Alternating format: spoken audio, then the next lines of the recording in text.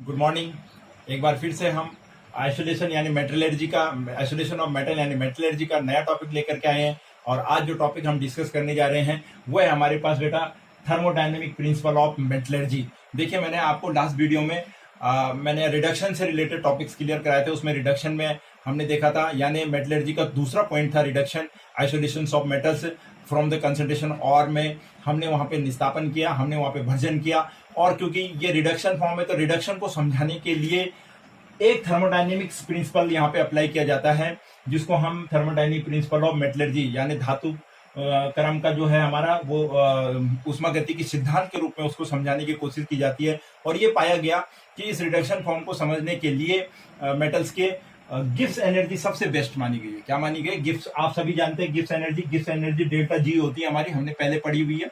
Gibbs energy delta G equal to delta H minus delta T S.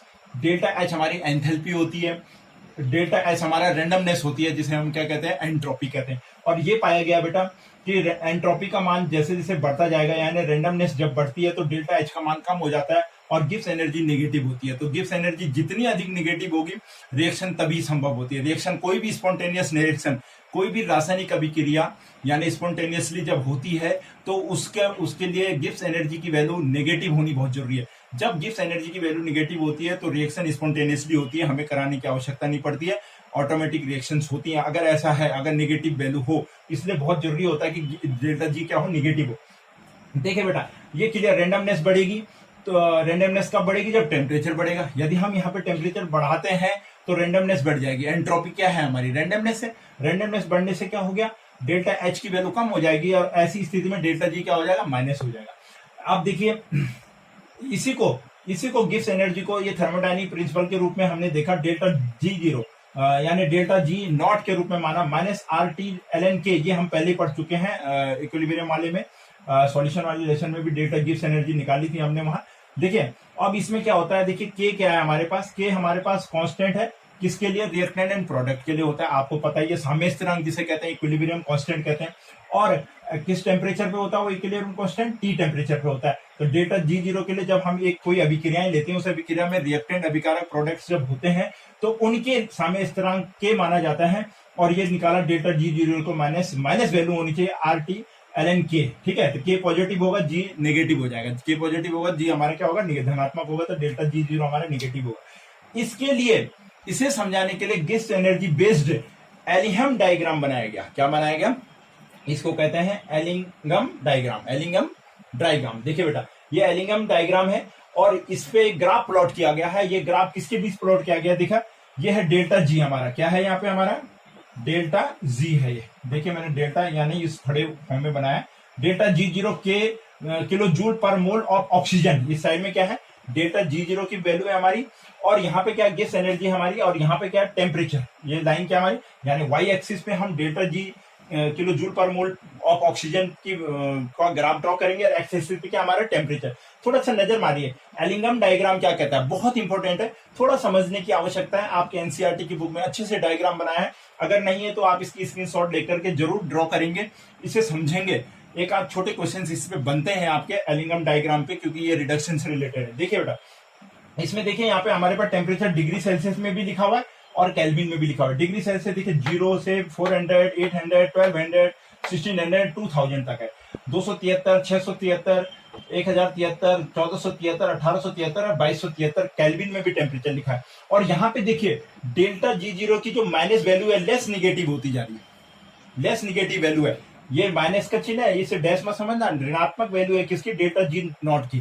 Delta G not की देखिए ऋणात्मक value minus 1200, 1100 minus है, 1000 minus, 1900 minus, minus 800, minus 700, 600, 500, 400 and than zero positive. आप देखिए ये side को ये जो है ऋणात्मक लेस नेगेटिव वैल्यू है और इधर को बढ़ता हुआ टेम्परेचर। तो ग्राफ क्या कह रहा है? ग्राफ कह रहा है कि जैसे जैसे आप तापमान को बढ़ाएंगे, जैसे जैसे आप क्या बढ़ाएंगे? टेम्परेचर को बढ़ाएंगे, टेम्परेचर बढ़ाने के साथ साथ जो डेल्टा जी की नेगेटिव वैल्यू है वो लेस नेगेटिव होती जाएगी। देखिए यानी ऋणात्मक वैल्यू का मान क्या हो रहा है? आपका कम होता जा रहा है। देखिए यहाँ से लेस नेगेटिव होती जाएगी जैसे जैसे हम टेम्परेचर बढ़ाएंगे। और एक स्थिति ऐसी आएगी जब आप टेम्परेचर को बढ़ाते जाएंगे तो ये जो जीरो वाली लाइन है, ये इसको कोई क्रॉस कर जाएगा, कोई ग्राफ इसको क्या कर जाएगा, क्रॉस करा जाएगा और पॉजिटिव हो जाएगा। यहाँ पे मैंने जीरो लाइन पे कोई प्रोडक्ट आपको नहीं दिखाया, कोई भी एलिमेंट जीरो पे नहीं दिखा रखा है, क्योंकि जीरो पे जो होता है वो सिल्वर गोल्ड इसके होते हैं, वो जीरो को ग्राफ पार, यहाँ पे जीरो कोई पार नहीं कर रहा, सब किसमें नेगेटिव फॉर्म है। अब देखिए बेटा, इसमें आप एक चीज देख रहे हैं, इसमें हमने जो ग्राफ प्लॉट किया डेल्टा जी और टेम्परेचर के बीच में, आप देख रहे हैं मोस्ट ऑफ द ग्राफ आपको स्ट्रेट दिखाई दे रहे हैं, या थोड़ा सा चलने के बाद थोड़ा सा उन्होंने अपना स्लोप बढ़ा है, यानी स्लोप हमेशा अपवर्ड दिख रहा है। स्लोप कैसा दिख रहा है आपको सबका, देखिए या तो यूं है, या तो यूं है, या यूं है। ये मोस्ट ऑफ द ग्राफ आपको कैसे दिख रहे हैं, स्लोप अपवर्ड दिख रहे हैं, अपवर्ड्स दिख रहे हैं। इसका मतलब क्या हुआ, अपवर्ड मीन पॉजिटिव, स्लोप कैसे आ रहा है आपका, पॉजिटिव आ रहा है। एक ग्राफ आपको दिख रहा है इसमें डाउनवर्ड्स, देखिए ये वाला जो ग्राफ है, ये कार्बन का, कार्बन मोनोऑक्साइड का, ये डाउनवर्ड्स है, स्लोप एक ही निगेटिव है, बाकी अपवर्ड्स है, बाकी सारे के सारे क्या है, अपवर्ड्स है। यानी टेम्परेचर बढ़ने के साथ less negative value of delta G बढ़ती जा रही है, less negative value of delta G की क्या हो रही है, टेम्परेचर बढ़ने के साथ बढ़ती जा रही है। तो ग्राफ हमको कैसे प्राप्त हो रहे हैं, पॉजिटिव प्राप्त हो रहे हैं, पहली कंडीशन। दूसरा देखिए बेटा, एक ही ग्राफ है जो नेगेटिव हो रहा है, जिसका स्लोप क्या है, डाउनवर्ड से, यानी नेगेटिव स्लोप है, स्लोप क्या है इसका, नेगेटिव है, ठीक है। तीसरा आप देख रहे हैं कुछ ग्राफ सीधे के बाद थोड़ा सा टेढ़े होकर के अपवर्ड्स हो रहे हैं, तो ये कंडीशन क्या कहलाएगी कि ग्राफ थोड़ा सीधा हुआ। जैसे ये देखिए एमजी का, देखिए आप एमजी का ग्राफ पहले सीधा गया, देन यहां पर से मुड़ करके सीधा अपवर्ड हो गया, अपवर्ड्स चला गया। इसी प्रकार से यहाँ पे जिंक का ग्राफ है, देखिए जिंक जेडएन का ऑक्सीडेशन हुआ यहाँ पे और जेडएनओ में बदला, ये भी पहले सीधा गया और देन इसने भी अपना स्लोप बदल दिया।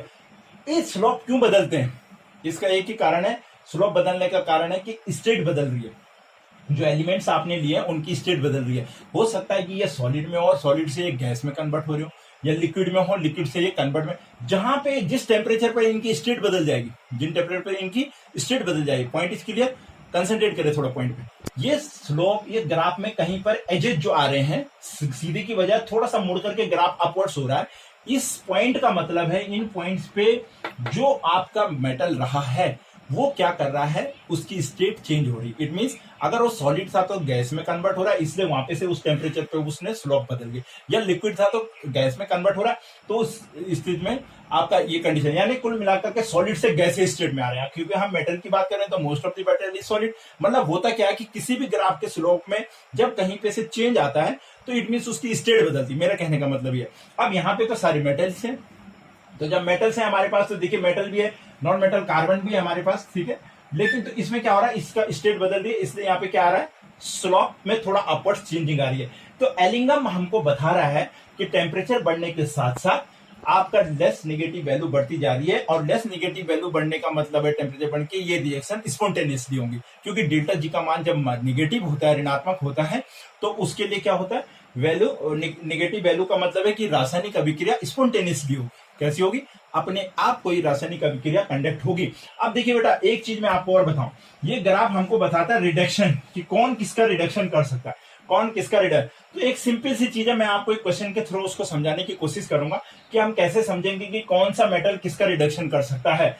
सिंपली आप ये मानिए कि जो इसमें उल्टा होता है, रिएक्टिव वाली में जो सबसे ऊपर होता है वो नीचे वाले का रिडक्शन कर लेता है। जो हमारी रासायनिक वैद्युत रासायनिक जो श्रेणी है या रिएक्टिव सीरीज जो होती है हमारी, उसमें जो ऊपर होता है वो अपने से नीचे वाले को क्या कर देता है, रिड्यूस कर देता है। लेकिन एलिंगम ग्राफ ये बताता है कि जो सबसे नीचे होगा, जो ग्राफ सबसे नीचे होगा जिसमें मेटल का, वो अपने से ऊपर वालों को सबको क्या कर देता है, रिड्यूस कर देता है। Point is clear. हमें इतना ही ध्यान रखना है इस एलिंगम ग्राफ से कि इस एलिंगम ग्राफ में नीचे कौन है, जो सबसे नीचे होगा ग्राफ, जिसका ग्राफ सबसे डाउन होगा, वो अपने से ऊपर वालों को सबको क्या कर देगा, रिड्यूस कर देगा। इट मींस यहाँ पे मैग्नीज सबसे नीचे, देखिए आप, तो इट मीन मैग्नीज यहां से एल्यूमिनियम को भी, जिंक को भी, कार्बन को भी, आयरन को भी, क्या बोलते हैं, कॉपर को भी, सबको क्या कर देगा, रिड्यूस कर देगा। क्योंकि सारे ग्राफ किससे ऊपर है, मैग्नीशियम से ऊपर है, तो मैग्नीशियम रिड्यूसिंग पावर सबसे ज्यादा किसकी होगी, मैग्नीशियम की।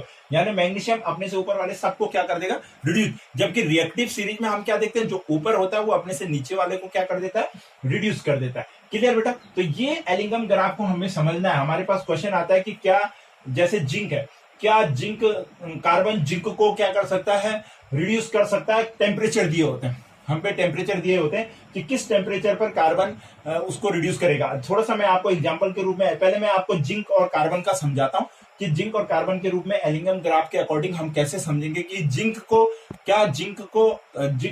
ऑक्साइड को से जिंक को कार्बन अपचयित कर सकता है या नहीं कर सकता है, उसके लिए हम एक क्वेश्चन देखेंगे। फिलहाल ये है एलिंगम डायग्राम, आप इसका स्क्रीनशॉट ले लीजिए और फिर मैं आपको इससे रिलेटेड क्वेश्चन कराता हूं।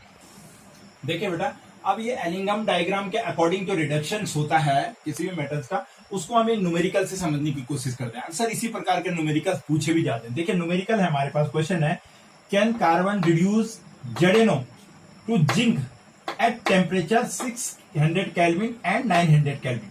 ये कह रहा है कि क्या कार्बन ZnO से जिंक को अपचयित कर सकता है, यानी क्या कार्बन जिंक ऑक्साइड से जिंक को अपचयित कर सकता है यदि टेम्परेचर 600 केल्विन हो, पहली कंडीशन, और दूसरी 900 केल्विन हो। तो अब देखिए बेटा, हमको पता लगाना है एलिंगम डायग्राम के अकॉर्डिंग कि 600 केल्विन पे क्या कार्बन जिंक ZnO से जिंक को अपचयित कर सकता है और 900 केल्विन पे कर सकता है नहीं कर सकता। आइए जानते हैं। देखिए बेटा, कोई भी जो रासायनिक, ये जो इसकी जो रासायनिक अभिक्रिया होगी वो कैसी होगी, देखिए ZnO प्लस सी, Zn प्लस सी, यही तो है। जिंक ऑक्साइड से कार्बन डालेंगे, जिंक में अपचयित हो जाएगा, क्या बनेगी, कार्बन मोनोऑक्साइड का।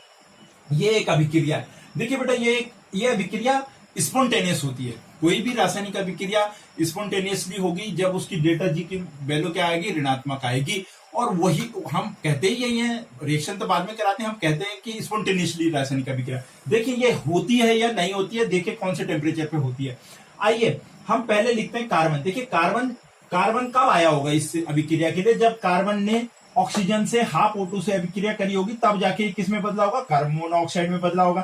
तो देखिए कार्बन ने जब ऑक्सीजन से अभिक्रिया करी तब वो कार्बन मोनोऑक्साइड में पड़ा, तभी तो इसको ये ZnO के लिए यहां से क्या मिला होगा, कार्बन मिला होगा, तभी कार्बन मोनोऑक्साइड आएगी। यानी हम इन रिएक्शनों को टुकड़ों में लिखेंगे। डायरेक्ट कार्बन नहीं आया, यानी स्पॉन्टेनियस अभिक्रिया हुई, कार्बन ने ऑक्सीजन से अभिक्रिया कराई होगी, तब ZnO ने कार्बन से अभिक्रिया की होगी। देखिए अगर हम कार्बन और ऑक्सीजन का ग्राफ देखें एलिंगम में, देखिए बेटा ये है कार्बन और ऑक्सीजन का graph. Carbon plus O2 to CO, carbon monoxide में, और ये डाउनवर्ड्स जा रहा है। कैसे जा रहा है, down. Concentrate on that graph, ये ग्राफ डाउनवर्ड्स जा रहा है। ये है वो रिएक्शन, इस रिएक्शन के लिए ग्राफ डाउनवर्ड्स है। अब देखते हैं कि जब ये ग्राफ डाउनवर्ड्स जा रहा है तब टेम्परेचर 600 केल्विन पर क्या आता है, जिंक को क्या ये अपचयित करेगा। तो अब देखिए बेटा, हम जाएंगे केल्विन में। यहाँ पे देखिए ये लगभग केल्विन में ले लें या डिग्री सेंटीग्रेड में ले लें। मैं अगर केल्विन में ले रहा हूं तो केल्विन में देखिए आप, केल्विन में मैं 600 की जगह थोड़ा 7 कर लेते हैं, क्योंकि मैंने इसे डिग्री सेंटीग्रेड में ले लिया। तो अगर मैं इसको 700 कर दूं, मान ले आप 700 केल्विन, तो थोड़ा सा आगे आ जाएगा। ये वाला ग्राफ आ रहा है मेरा 700 केल्विन पे, और यहाँ पर केल्विन में मैं इसको 1100 कर देता हूं। एक ही बात है, मैंने डिग्री सेंटीग्रेड में कर दिया था, आप जरा केल्विन में देखिए। 700 केल्विन 1100 केल्विन पे पता लगाना है। तो देखिए केल्विन 673 यहाँ पे है, तो 700 कहां पे होगा, ये होगा। अब देखिए अगर मैं यहां से ग्राफ बढ़ाऊं 700 केल्विन से ऊपर जाऊं, तो आप देखिए ये है जिंक का ग्राफ। यहां पर है मेरा जिंक की वैल्यू, और यहां है मेरी किसकी वैल्यू, कार्बन की वैल्यू। किसकी वैल्यू है, कार्बन की वैल्यू। तो देखिए कार्बन, जो कार्बन वाला ग्राफ है, ये carbon plus O2 plus CO2 वो यहाँ पे काट रहा है। तो मतलब लगभग अगर मैं इस लाइन को इधर बढ़ाऊं तो ये लगभग 450 आ रही है। कितनी आ रही है, 450। तो डेल्टा जी की वैल्यू माइनस कितनी आ रही है, यहां पर से इधर बढ़ाने पे 450 आ रही है। और अगर मैं जिंक को देखूं तो जिंक के ग्राफ को अगर मैं बढ़ाऊं, इस साइड में यहां पर कट हो रहा है, ये 700 केल्विन पर यहाँ पर जिंक, ये है Zn का ग्राफ। तो Zn plus O2 plus arrow 2 ZnO, अगर मैं इसको बढ़ाऊं तो ये लगभग 550 आ रही है। कितनी आ रही है, 550 के आसपास। लेकिन ध्यान रखना ये Zn plus O2 arrow ZnO है। जिंक को जब ऑक्सीजन से अभिक्रिया कराई तब ZnO, इसको उल्टा कर दीजिए आप, ये रिएक्शन उल्टी कर देंगे तो ये वैल्यू पॉजिटिव हो जाएगी। जब हम इस रिएक्शन को उल्टा कर देंगे, वेरी सिंपल है, जब इस रिएक्शन को हम उल्टा कर देंगे तो जो ये वैल्यू सामने होगी इसको हम पॉजिटिव में लेंगे। किसमें लेंगे, क्योंकि हमने ZnO से जिंक बनाना है। क्या बनाना है, ZnO। तो मैंने इस वैल्यू को यहां पर पॉजिटिव लिख दिया। इसके लिए डेल्टा G0 नोट आया 450, और इस वाली अभिक्रिया के लिए ZnO को जब हीट करेंगे तभी तो जिंक प्राप्त होगा, हाफ O2 बाहर निकलेगी। इसके लिए जो वैल्यू निकली यहाँ पर क्या आई हमारी 50, ये आई 450, ये आई 550, लेकिन ये प्लस में आएगी क्योंकि ये जिंक की रिएक्शन रिवर्स हो जाएगी। जिंक की रिएक्शन रिवर्स हो जाएगी तो डेल्टा जी की वैल्यू क्या हो जाएगी, पॉजिटिव हो जाएगी। अब देखिए ये मैंने इसकी केमिकल रिएक्शन लिखी है। अगर हाफ O2 से इसको कैंसिल कर देंगे तो आखिर हमारे पास जो रिएक्शन मिलेगी वो ये वाली रिएक्शन आ गई। यही तो करना है हमने जिंक को रिप्लेस। अब देखिए इन दोनों वैल्यू को जोड़ दीजिए आप। ये है हमारे पास प्लस 550, ये है माइनस 450, ये ग्राफ से प्राप्त हो गई। क्लियर हो गया आपका। ये पहला टेम्परेचर यहाँ पर 700 पे, कितने केल्विन पे, 700 में यहाँ पे लिख रहा हूँ 700 केल्विन पे, 700 केल्विन पे पता करना है पहला, दूसरा 1100 केल्विन पे। तो जब मैंने ये किया तो ये देखिए ये वैल्यू कार्बन के लिए ये आई और जिंक के लिए ये वाली आई। तो ऐसे में देखिए आप इनको जब हमने जोड़ा तो प्लस ये पॉजिटिव वैल्यू ज्यादा है, तो जब पॉजिटिव वाले से नेगेटिव को माइनस करेंगे तो क्या आएगा, प्लस 150, यानी ये डेल्टा जी की वैल्यू क्या आ रही है, 150। और जबकि हम क्या जानते हैं, अब पॉजिटिव में आ रही है, जबकि हमको पता है डेल्टा जी नॉट की वैल्यू नेगेटिव आनी चाहिए अगर कोई भी स्पॉन्टेनियस अभिक्रिया को पूर्ण होना है या रासायनिक अभिक्रिया को स्पॉन्टेनियसली होना है, तो उसके लिए नेगेटिव है। ये आ रही पॉजिटिव, इट मीन्स पॉजिटिव आ रही है, इट मीन्स 700 केल्विन पर कार्बन जिंक को अपचयित नहीं कर पाएगा। पॉजिटिव आ गई। अगर यही वैल्यू नेगेटिव आती तो फिर क्या था, देखते हैं, तो वो उसको रिड्यूस क्या करता, रिड्यूस कर पा, लेकिन ये आ रही पॉजिटिव। और हमने क्या पढ़ा, स्पॉन्टेनियस अभिक्रियाओं के लिए डेल्टा जी की वैल्यू नेगेटिव आनी बहुत जरूरी है। तो इसका मतलब क्या हुआ कि कार्बन जिंक को अपचयित नहीं कर पाएगा। अभी मैं आपको दूसरी ट्रिक में भी समझाऊं। अब आइए जरा दूसरे वाले को चेक करते हैं 1100 पे। ये रहा बेटा, यहाँ पर माना यहाँ पर है 1100 पे, ये 1200 ये हमारा 1073 केल्विन है, तो लगभग 1100 हम यहाँ पे मान ले। अब अगर मैं इस ग्राफ को बढ़ाऊं तो आप देखिए ये है जिंक का ग्राफ, ये ऊपर वाला जो है, मैं थोड़ा, ये आपने नोट कर लिया होगा, मैं कट कर रहा हूं।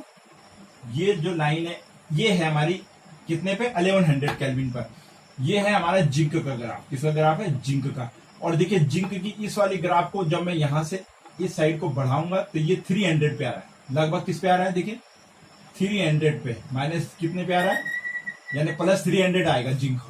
अब देखिए इसी पे अगर कार्बन वाले ग्राफ को देखें आप, तो कार्बन वाला ग्राफ कहां पे कट हो रहा है, ये हो रहा है। अगर मैं इस वैल्यू को यहां बढ़ा दूं इस वाले पॉइंट से, ये देखिए यहाँ पे जिंक कट हुआ, यहाँ पे कार्बन कट हुआ, ध्यान से देखिएगा आपको क्लियर दिख रहा होगा। और ये देखिए आप, इसको अगर मैं यहां को बढ़ाऊं तो ये 600 आ रहा है, कितना आ रहा है, आप देखिए 1100 पे सेकंड पोजीशन पे, जब 1100 केल्विन टेम्परेचर था तब डेल्टा जी का मान किसके लिए, सी के लिए, कार्बन वाले ग्राफ पहली वाली रिएक्शन के लिए सी के लिए आ रहा है माइनस 300, सी के लिए माइनस 300 आ रहा है। और माइनस 300 यहां पे देखिए, हाँ देखिए बेटा, डेल्टा जी इक्वल टू, नहीं ये माइनस 300 नहीं 600।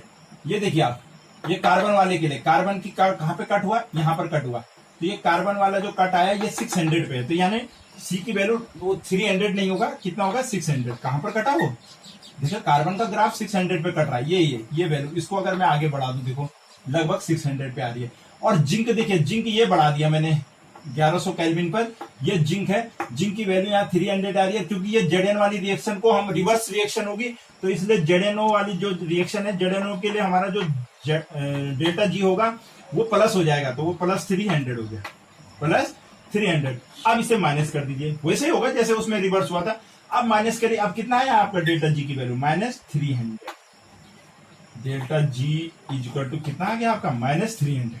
यानी अब जो है, अब स्पॉन्टेनियस अभिक्रिया होगी, क्योंकि डेल्टा जी की वैल्यू क्या आ गई, नेगेटिव है। डेल्टा जी की वैल्यू क्या आई, नेगेटिव। और जब भी डेल्टा जी की वैल्यू नेगेटिव आएगी तो रासायनिक अभिक्रिया स्पॉन्टेनियसली होगी, फिजिबिलिटी होगी इस रिएक्शन की, ये रिएक्शन की संभावना है। इट मींस जिंक को, कार्बन जिंक को 700 केल्विन पर तो क्या कर रहा है, अपचयित नहीं कर पा रहा, लेकिन 1100 केल्विन पर कार्बन जिंक को अपचयित कर देगा। पॉइंट इज क्लियर हुआ एलिंगम डायग्राम से। 700 केल्विन पर जिंक को कार्बन अपचयित नहीं कर पाएगा, लेकिन 1100 केल्विन पर कार्बन, ये नेगेटिव वैल्यू आ गई, कार्बन जिंक को जेडएनओ से रिड्यूस कर देगा। अब देखिए वो दूसरा पॉइंट जो मैंने आपको शुरू में बोला था, अब उससे ट्रिक से समझिए। देखिए यहां पर देखिए, यहां पर जिंक का ग्राफ ऊपर चला गया कार्बन से। पहली वाली स्थिति में आप इस चीज को नोट करिए, पहली वाली स्थिति जो हमारी 700 केल्विन पे आई थी, उसमें देखिए कार्बन का ग्राफ जिंक से ऊपर था, यहां पर आ रहा था ना, पहली वाली स्थिति ये है, जिंक से ऊपर था, लेकिन दूसरे वाले में जिंक का ग्राफ कार्बन से ऊपर चला गया। और मैंने आपको क्या कहा था, एलिंगम डायग्राम कहता है जो ग्राफ नीचे होगा वो अपने से ऊपर वाले को क्या कर देगा, रिड्यूस कर देगा। तो 700 केल्विन पर जिंक का ग्राफ कार्बन के ग्राफ से नीचे है, क्लियर है, इसलिए कार्बन नहीं कर पाएगा जिंक को, जिंक कर देगा कार्बन, लेकिन कार्बन नहीं कर। अब 1100 केल्विन पे देखिए जिंक का ग्राफ ऊपर हो गया, किससे, कार्बन के ग्राफ से था। अब कार्बन इसको क्या कर देगा, रिड्यूस कर देगा, ये टेम्परेचर के अकॉर्डिंग आपको डेल्टा जी की वैल्यू। तो this is the importance of Ellingham diagram. ये है बेटा एलिंगम डायग्राम का, कि किस प्रकार से एलिंगम डायग्राम के अकॉर्डिंग हम थर्मोडायनेमिक्स प्रिंसिपल ऑफ मेटलर्जी पढ़ते हैं। और ऐसे इससे पता चलता जो ग्राफ नीचे होगा, टेम्परेचर पे चेंज हो रहा, देखो ग्राफ एक टेम्परेचर पर नहीं कर पा रहा, लेकिन दूसरे टेम्परेचर पे वही रिएक्शन जिंक को रिड्यूस कर दे रही है उसके ऑक्साइड से। So that it's very important one. अक्सर आता है कि ऐसा क्यों होता है। अब देखिए एक दूसरा उदाहरण मैं आपको देता हूं, यहां पर समझिए। अब क्योंकि आपको मैंने ग्राफिकली आपको समझा दिया, न्यूमेरिकली समझा दिया, अब इस वाले को समझिए। यहां पे देखिए mg का ग्राफ, यहां पर तक तो mg का ग्राफ किससे नीचे, यहां पे तक mg का ग्राफ एल्युमिनियम से नीचे, देख रहे हैं आप, ये एल्युमिनियम का ग्राफ है। ये किसका ग्राफ है, एल्यूमिनियम का ग्राफ है, ये वाला देखिए बेटा, ये Al2O3 का। और ये जो है mg का ग्राफ है नीचे, लेकिन mg का ग्राफ टेम्परेचर 12, आप समझिए 1300 1400, यहां पे समझिए अगर मैं इसको बढ़ा दूं तो 1400 केल्विन तक, 1400 डिग्री तक समझ लीजिए, आप डिग्री में बढ़ा रहा हूं मैं, 1400 डिग्री सेंटीग्रेड तक। तो एल्युमिनियम और कार्बन क्या है, सॉरी, एल्युमिनियम का ग्राफ मैग्नीशियम के ग्राफ से ऊपर है। लेकिन आप देखिए 1400 के बाद मैग्नीशियम ऊपर हो गया और एल्युमिनियम नीचे हो गया, एल्युमिनियम। अब लगाइए, अगर क्वेश्चन आता है कि बताइए कि मैग्नीज एल्युमिनियम को एल्युमिनियम ऑक्साइड से अपचयित कर देगा, किस पर, टेम्परेचर दे दिया यहाँ पे 800 पर, और टेम्परेचर दे दिया माना 1400 या 1600 डिग्री सेंटीग्रेड पे। तो आप देखिए 800 पे तो नहीं कर पाएगा, 800 पे तो कर देगा। देखिए क्यों, क्योंकि मैग्नीज 800 क्या 1200 तक तो नीचे है, मैग्नीशियम 1200, सॉरी मैग्नीज नहीं, मैग्नीशियम 1200 तक क्या है, नीचे है। लेकिन 1400 के बाद, 1400 डिग्री सेंटीग्रेड के बाद एल्युमिनियम नीचे हो गया और मैग्नीज ऊपर। अब यहां से आगे एल्युमिनियम रिड्यूस नहीं होगा मैग्नीज से। अब क्या होगा, मैग्नीज रिड्यूस हो जाएगा किससे, एल्युमिनियम से। मैग्नीज रिड्यूस हो गया किससे, एल्युमिनियम से, सॉरी मैग्नीशियम, Mg बेटा, Mg मैग्नीशियम रिड्यूस हो जाएगा किससे, एल्युमिनियम से। Point is clear. ये है इस ग्राफ की खूबी कि ये ग्राफ किस रूप में आपको बताता है कि बढ़ते टेम्परेचर के साथ डेल्टा ए जीरो की वैल्यू नेगेटिव होगी, नेगेटिव आएगी तो रिड्यूस होगा, पॉजिटिव आएगी तो रिड्यूस नहीं करेगा। अब ये दो आते हैं, ZnO का आता है और Mg और Al का आता है। तो मैंने बता दिया MgAl कुछ टेम्परेचर तक, कुछ टेम्परेचर के बाद जैसे तापमान बढ़ेंगे तो MgAl को रिड्यूस नहीं कर पाएगा, Al Mg को रिड्यूस, क्योंकि उसका ग्राफ उससे ऊपर हो गया, सेम वैसे ही जैसे कार्बन से था। तो ये था बेटा हमारे पास एलिंगम डायग्राम। ये है हमारे पास थर्मोडायनेमिक प्रिंसिपल ऑफ मेटलर्जी, यानी मेटलर्जी का हम रिडक्शन कर रहे हैं और उसके अनुसार समझने की कोशिश कर रहे हैं कि इसके रिडक्शन में किस प्रकार से हम। अच्छा बेटा, इसकी कुछ लिमिटेशन है। लिमिटेशन कैसी है, इसमें सबसे बड़ी लिमिटेशन ये है कि इन्होंने कहा ये जो ग्राफ है, ये एलिंगम जो डायग्राम है, ये केवल उन्हीं अभिक्रियाओं पे लागू होगा जो थर्मोडायनेमिक्स, जो इक्विलिब्रियम रिएक्शन है।